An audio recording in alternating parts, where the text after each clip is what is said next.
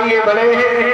धीरे धीरे महाराज जनकपुरी में प्रवेश करते हैं तो जनक जी ने जब सुना है कि महामुनि विश्वामित्र जी आए हैं, उनके साथ में 2 राजकुमार आए हैं। जितने राजा थे सबसे श्रेष्ठ आसन, सुंदर आसन महाराज महामुनि विश्वामित्र जी को दिया गया है।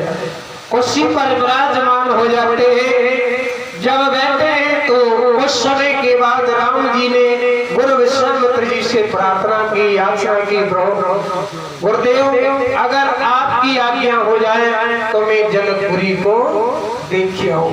और मैं क्या देख आऊं, मेरी तो इच्छा नहीं है, लक्ष्मण की इच्छा ज्यादा है, इन्हें दिखाए लाओ। राम जी ने कहा कि यदि आपकी इच्छा हो तो जनकपुरी को दिखा लाओ। विश्वामित्र जी ने कहा पहले कभी और आए हो भाई, ये कह रहे हो दिखा लाओ तो इसका मतलब तुमने पहले देखा है, कभी और आए हो क्या? बोले ना ना गुरुदेव जी और कभी नहीं आए हैं। बोले फिर? बोले लखन हृदय लालसा विशेष, लक्ष्मण के हृदय में है, यदि आप चाहो तो मैं जाऊं। बोले ठीक है, आज्ञा ली तो चल दिए। और जब जनकपुरी में प्रवेश किया है महाराज, जैसे ही जनकपुरी में प्रवेश किया है तो जनकपुरी की माताएं बहनें सखियां सीता जी की अपने अपने भवनों पर खड़े होकर के राम जी को देख रही है। देख रहे हैं महाराज, अब कैसे ले आ रहे हैं भाई? कोई नीचे व्यक्ति गलियों में जा रहा हो और ऊपर खड़ा है तो उसे क्या दिखाई देगा? सर के बाल दिखाई दे रहे हैं, हाथ दिखाई दे रहे हैं, पैर दिखाई दे रहे हैं, पर चेहरा दिखाई नहीं दे रहा है। तो कोई सखी कह रही है बहना इनके बाल तो बड़े सुंदर है। कोई सखी कह रही बहना इनके हाथ तो बड़े सुंदर है। कोई सखी कह रही बहना इनके पैर तो बड़े सुंदर है। कोई कह रही पागल मत बन, पीताम्बर देखो कितना अच्छा लग रहा है। अब एक कह रही पागल हो गए तुम सब, जिन बाल पैर हाथ देखने से होगा क्या जब इनका मुखमंडल दिखाई नहीं दे रहा। सखियां बोली बहना ऐसे मुखमंडल नहीं दिखाई देगा। बोले फिर? बोले कोई उपाय सोचो। बोले कौन सा उपाय? बोले कुछ कहो इनसे, कुछ कहो इनसे। बोले कहना क्या है? अरे कुछ बोलो तभी तो ये ऊपर देखेंगे। बोले क्या कहना है? बोले सुनो इनसे कहो।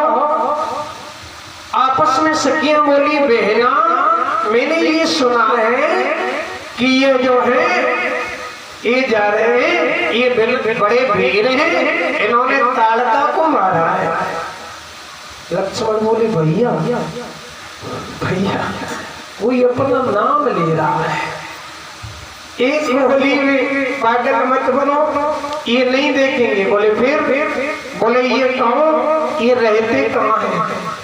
दूसरी बोली बहना मैंने ये सुना है कि इनका जन्म अयोध्या में हुआ है। लक्ष्मण बोले भैया ये तो अपने धाम को भी जानते हैं।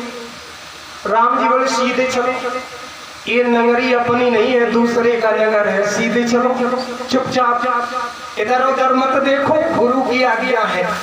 अब महाराज बड़े चक्कर में।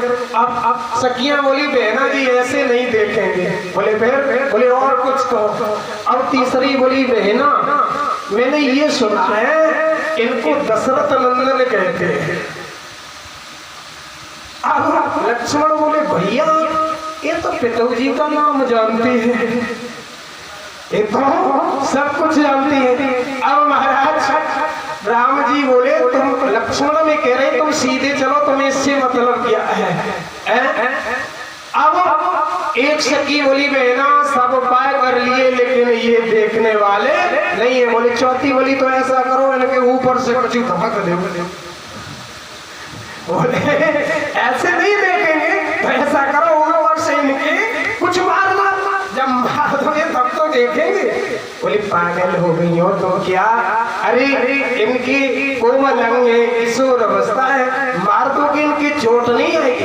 अरे दादा ऐसे नहीं मारेंगे। बोले फिर कैसे? बोले सोच समझ के मारेंगे। सभी सखियों ने क्या किया, पुष्प लिए और पुष्पों की वर्षा करने लगी। महाराज जब पुष्पों की वर्षा करने लगी, अब राम जी ने देखा ऊपर से पुष्प बरस रहे हैं। अब राम जी बोले लक्ष्मण लक्ष्मण ये क्या हो रहा? लक्ष्मण बोले भैया हो रहा सीधे चलो। राम जी बोले ना ना ना। उसी समय राम जी ने ऊपर को देखा, कौन पुष्प बरसा रहा है। सभी ने दर्शन किए। बोलिए आनंद कंद भगवान की। इस प्रकार से राम जी ने दर्शन कराए हैं। दर्शन कराने के बाद